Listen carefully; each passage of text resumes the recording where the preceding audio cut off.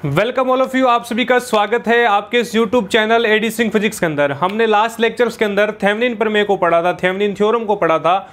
हम आज एक न्यूमेरिकल्स कर रहे हैं जो थेवेनिन थ्योरम पर डिपेंडेंट है। हमें एक पूछा गया, एक सर्किट दिया गया है और वहां पर हमें पूछा कि R3 के अंदर क्या निकालनी है, धारा का मान निकालना है। किसकी सहायता से? थेवेनिन प्रमेय की सहायता से। इंपॉर्टेंट न्यूमेरिकल है, आपके एग्जाम में इस पैटर्न के न्यूमेरिकल पूछे जाएंगे। तो प्लीज,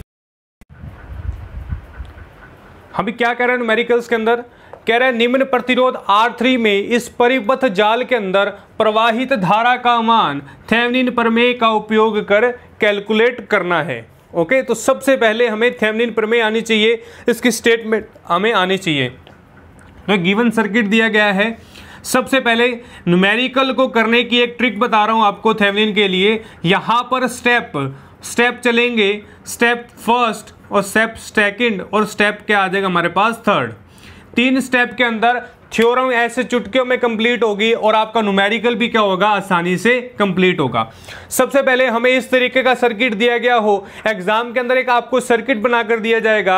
आपको वहां लिखेगा कि थेवेनिन प्रमेय की सहायता से या नॉर्टन प्रमेय की सहायता से। अब एक बात आपने नोट करनी है कि कोई भी सर्किट को किसी भी नेट थ्योरम से पूछा जा सकता है। आपको पूछा जाए कि सुपरपोजिशन थ्योरम से कीजिए तो भी ये होगा, आपको पूछा जाए थेवेनिन से करना है तो थेवेनिन से भी होगा, आपको पूछा जाए नॉर्टन से करना है तो नॉर्टन से भी ये हल होगा। तो आज हमारे पास पूछा है उसने थेवेनिन प्रमेय से, और थेवेनिन प्रमेय की स्टेटमेंट क्या कहती है? यदि 2 या 2 से अधिक सर्किट हो तो हम उसे एक इक्विवेलेंट सर्किट में चेंज कर दें और जो पूछने वाला, जो हमें कैलकुलेट करना है, उसे लोड प्रतिरोध में बना दें तो हमारे पास क्या कैलकुलेट होगा? हमारे पास प्रतिरोध कैलकुलेट होगा। तो सबसे पहले स्टेप फर्स्ट के अंदर क्या करना आपने स्टेप फर्स्ट के अंदर ई इक्विवेलेंट की गणना करनी है, ई इक्विवेलेंट कैलकुलेट करना है। यानी मेरे पास दिया गया सर्किट है, देखिए अब इस तरीके का सर्किट बनेगा मेरे पास। हमने क्या करना है? इक्विवेलेंट कैलकुलेट करना है और फिर हमारे पास जेड लोड प्रतिरोध और जेड इक्विवेलेंट, यानी इस सर्किट को हमने क्या करना है? इक्विवेलेंट में चेंज करना है और ये मेरे पास आई धारा होगी। ओके, तो ये हमारे पास क्या हो गया? ये चेंज सर्किट हो गया। ओके, अब देखिए इक्विवेलेंट की गणना के बाद जेड इक्विवेलेंट की गणना करनी है। ओके, और जेड इक्विवेलेंट के बाद हमें क्या कैलकुलेट करना है? जिसमें पूछा है R3 में प्रवाहित धारा, R3 में प्रवाहित धारा की यानी ZL प्रतिरोध क्या करना है? गणना करनी है। तो हमें कैलकुलेट ये करना है। ओके, तो सबसे पहले हम क्या कैलकुलेट करेंगे?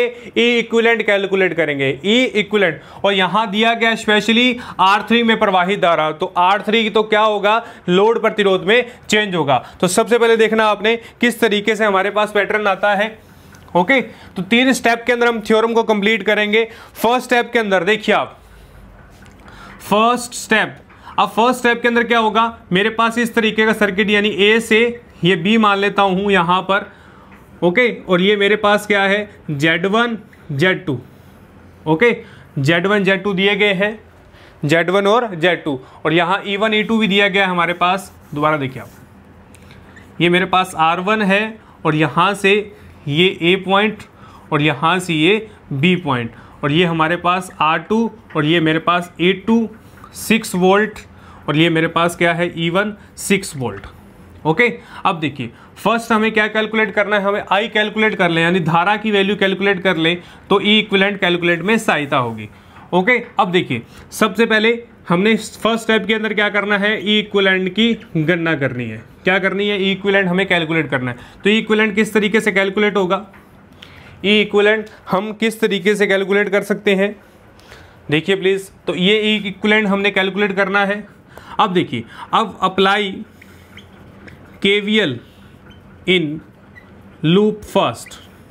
ओके, KVL अप्लाई करेंगे। KVL से क्या होगा? अब देखिए R1 की वैल्यू कितनी मेरे पास? 2, R2 की वैल्यू 1 हो। यहां से 6 into I1 into 2, 6 into I1। Okay, 6। अभी देखिए यहां देखिए आप 6 माइनस का, अब यहां माइनस का I1 इंटू 2 प्लस क्या होगा? 6 इंटू, अब 6 माइनस का है। ओके, तो यहाँ क्या आ जाएगा? I1 इंटू 1 और यहाँ आ जाएगा 0। इक्विवेलेंट सर्किट के रूप में हमने क्या करना है? कार्य करना है। ओके, इक्विवेलेंट सर्किट के रूप में हमने क्या करना है? कार्य करना है।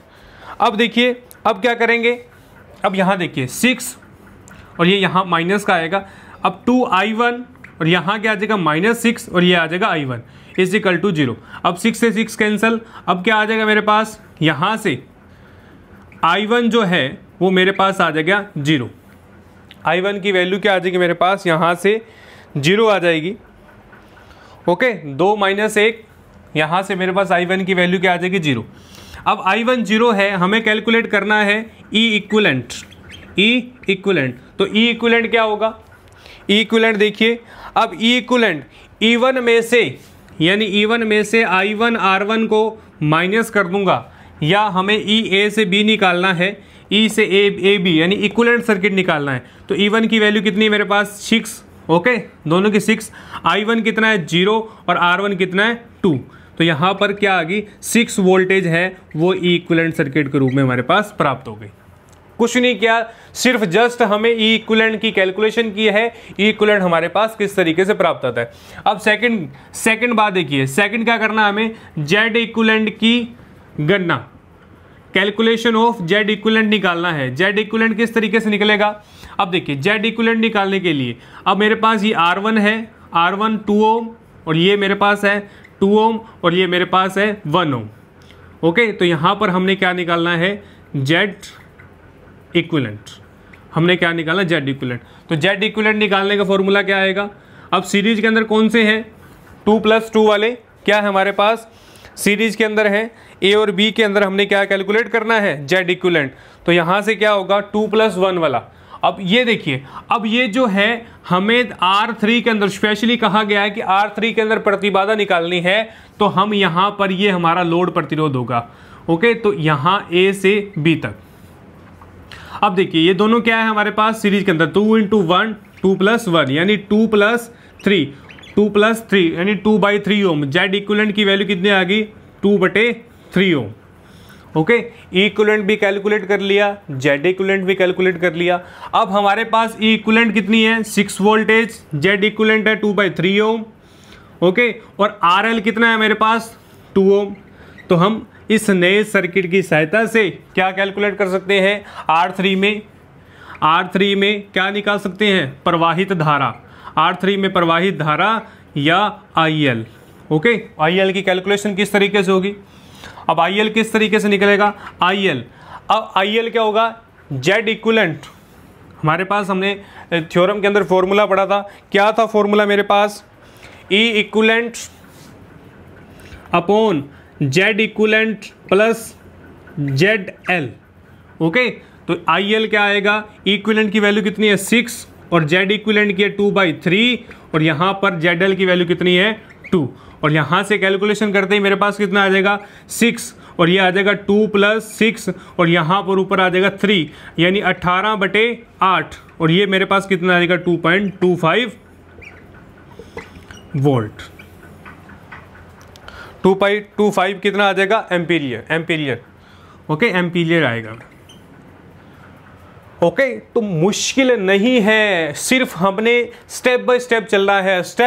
जैसे हम स्टेप बाय स्टेप चलेंगे हमारा न्यूमेरिकल क्या होगा इजीली सोल्व होगा, हमारा जो न्यूमेरिकल है वो इजीली क्या हो जाएगा सोल्व हो जाएगा। तो यहाँ पर सबसे पहले हमने क्या किया, सबसे पहले हमने कैलकुलेशन किसकी की, हमारे पास एक सर्किट बना हुआ था, मैं आपको 3 स्टेप के अंदर ये सारी जानकारी दे रहा हूँ। फर्स्ट स्टेप के अंदर हमने आने वाले जो न्यूमेरिकल्स होंगे उसको किस तरीके से कैलकुलेट करना है देखिए।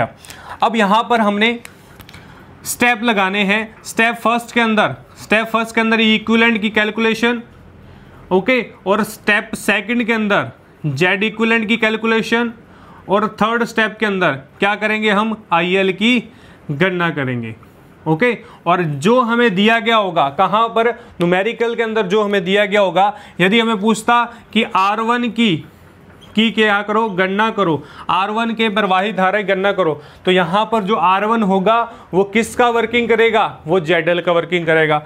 R3 दिया गया है तो R3 जो होगा वो ZL की वर्किंग करेगा। और हम यहाँ से क्या कैलकुलेट करेंगे, E इक्विवेलेंट कैलकुलेट करते ही Z इक्विवेलेंट कैलकुलेट करते ही IL का फॉर्मूला हमें पता है, E equivalent Z equivalent plus RL। Okay तो यहाँ से हमने IL यानी लोड प्रतिरोध R3 में प्रवाहित धारा के मान की वैल्यू को कैलकुलेट किया है। तो इस तरीके के एग्जाम्पल हमारे एग्जाम में पूछे जाते हैं। इस तरीके का आपको सर्किट दिया जाएगा, सर्किट से आपको ऊपर दिया जाएगा कि आपको स्पेशली दिया जाएगा कि ये किस थ्योरम से करना है। यदि आपको नहीं दिया गया तो आप कोई भी थ्योरम का यूजेबल कर इस सर्किट को हल कर सकते हैं। ओके, तो स्पेशली एग्जाम के अंदर दिया जाता है कि थेवेनिन प्रमेय से कीजिएगा, नॉर्टन से कीजिएगा, सुपरपोजिशन अध्यारोपण के सिद्धांत से कीजिएगा। ओके, तो 3 स्टेप के अंदर सारी कहानी है, आप इस कहानी को करना है। तो मोस्ट इंपॉर्टेंट है, एग्जाम में मार्क्स पक्के हैं एग्जाम्पल के। ओके, तो थ्योरम से इसको करना थोड़ा सा इजी रहता है, थोड़ा सा मुश्किल नहीं है यहाँ पर। और आपने थ्योरम की स्टेटमेंट को हमेशा याद रखना है। स्टेटमेंट में क्या कहा था, 2 या 2 से अधिक परिपथ हों तो हम एक ऐसे सर्किट का निर्माण कर सकते हैं जिसमें टोटल प्रतिरोध Z इक्वल्ड और जो हमारे पास टोटल जो वोल्टेज है वो E इक्विवेलेंट के रूप में, और जो हमारे पास प्रतिरोध है वो Z लोड प्रतिरोध में काउंट किया जाए तो हम क्या कैलकुलेट कर सकते हैं, लोड प्रतिरोध R3 में प्रवाहित धारा के मान को कैलकुलेट कर सकते हैं। ओके, तो आज हमने एक थेवेनिन प्रमेय का एग्जाम्पल क्लियर किया है। ओके, तो आज के लेक्चर में सिर्फ इतना ही। नेक्स्ट लेक्चर में नए टॉपिक के बारे में चर्चा करेंगे। तब तक के लिए आप इस वीडियो को लाइक करें, शेयर करें, और हमारे यदि चैनल पर नए हैं तो सब्सक्राइब करना मत भूलिएगा, बेल आइकन को प्रेस करना मत भूलिएगा। बेल आइकन को जरूर प्रेस कीजिएगा ताकि आने वाली वीडियो का नोटिफिकेशन आप तक पहुंच पाए। ओके, तो आज के लेक्चर में सिर्फ इतना ही। Thank you all of you.